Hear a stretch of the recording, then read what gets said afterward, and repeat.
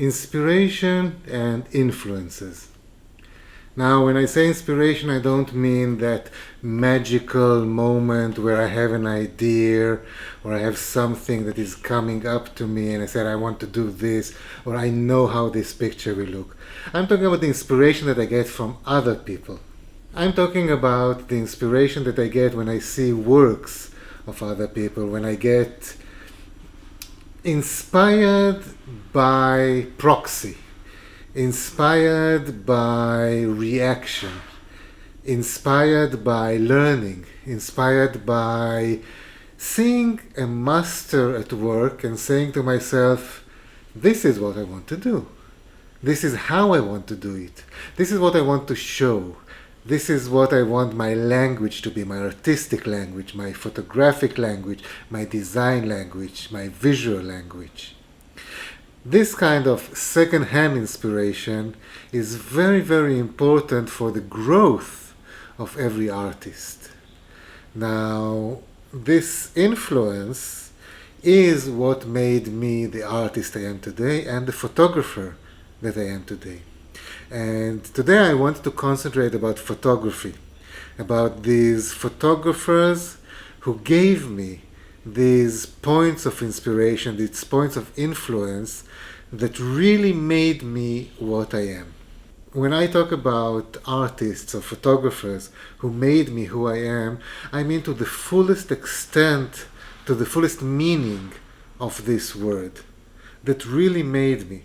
And I'll give you the first basic example. One of my favorite all-time photographers, Irwing Penn. Irwing Penn is an American photographer who worked mainly in the 40s and 50s in fashion magazines. He did a lot of portraits, he did a lot of documentary photography, and he was the first one that started the very naked, basic, simple white background as a base of his photographs. Now, when I say a photographer that made me who I am, I literally mean it. When I was 30-something, 36 I think, I went back to my hometown, Tel Aviv, to visit my family.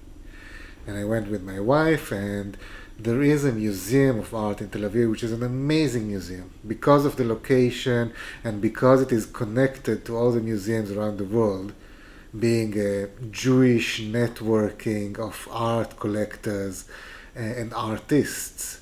It always has the most amazing exhibitions from all over the world that either come to visit or are part of the actual collection of people who donated to the museum. And every visit I go to this museum because it never fails. There's always something amazing, something beautiful, something inspiring. And I went to the museum and there was this retrospective exhibition of Irving Penn. Now, I was always a fan of photography, but I never thought that I would be a photographer. At that time, I was an art director, creative director. I had my own marketing and branding company. I was making a lot of money being a yuppie designer, but I never thought that I would actually be a photographer, that I would actually make money out of being a photographer. I always liked to take pictures, but I never actually owned a real camera.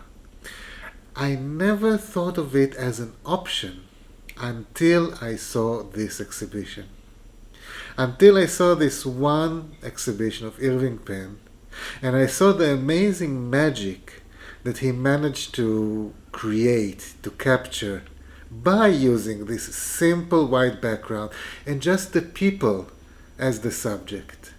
Just the person, without too many props, without special lighting, without even special, makeup or anything. It was really the most naked form of photography that I ever seen. I was never used to this kind of photography. I never saw it, especially on this magnitude. Because when you see one photo, two photos, it's one thing. But when you see a whole exhibition of photos that are made in this way, that concentrate on the important thing, on the subject, and nothing else. When you see 1 + 1 and you go to another room and there's more and it's divided by periods and it's all the same, and every picture is a world in itself.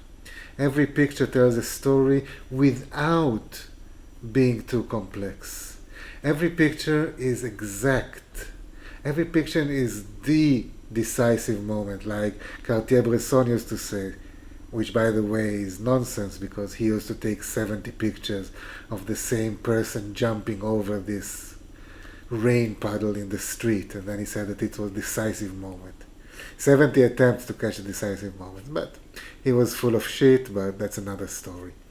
Irving Penn, on the other hand, captured something that for me was magic. And I looked at it and I said, I want to do that. This is what I want to do. And this is, in fact, what I did for the next 6 years. I opened my own photography studio, I opened my own photography gallery. I tried to capture this meaning of naked photography, of simple storytelling using a person's face and expression. Not too many props. Nothing fancy, nothing elaborate, no preparation. Just put the person in front of the camera and see what happens. See what you can catch. See what magic you can catch. And Irving Penn taught me in this one exhibition how to do this. I literally owe Irving Penn my photography career. It was a very successful career. It was very successful artistically, it was very successful economically, it made me famous, all because of this one exhibition. I implore you to look for his works. By the way, when I'm talking here about influences by photographers, I will only touch a little bit of how they touched me. This is not a documentary. I'm not going to teach you about these people, but do take these names if you haven't heard them before. I hope you did. But if these names are new for you, just do the research. Google them. Look on YouTube for documentaries about these photographers because you will learn a lot. This is how I learned.